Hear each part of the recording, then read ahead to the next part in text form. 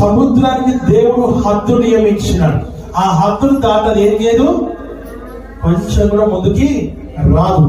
ఒకవేళ అది వచ్చింది అంటే అది సునామే, అది సునామే. అది చూపిస్తుంది, దాని ప్రతాపం చూపిస్తుంది.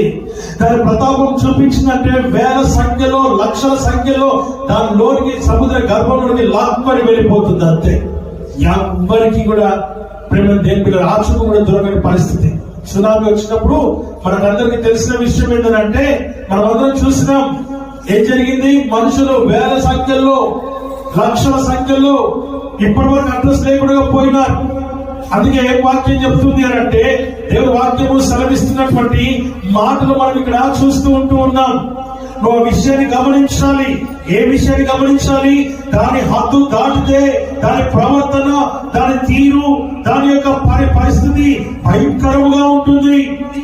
నేను చెప్పదలుచుకున్న ఒకటే ఒక విషయం ఏంటంటే, నీ కుటుంబంలో కూడా నీకంటూ ఒక హద్దు ఉండాలి.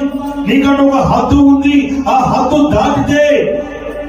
దాటితే, బౌండరీ దాటితే నీ యొక్క కుటుంబంలో అలజడి, నీ కుటుంబంలో సునామీ, ఎవరి ద్వారా ఎక్కడికో ఎలా వెళ్తుందో, ఏం జరుగుతుందో, ఏమవుతుందో నీకే తెలియదు, ఏమైపోతుందో నీకు తెలియదు.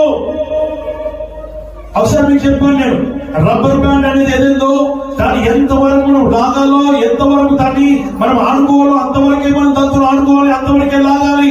అంతకంటే ఎక్కువ లాగితే తెగిపోద్ది. కానీ ఇక్కడ విషయం తెగిపోతే ప్రాబ్లం ఏం లేదు. ఇక్కడ విషయం ఏంటిదంటే, ఇక్కడ హద్దు దాటితే భాష మారుతుంది,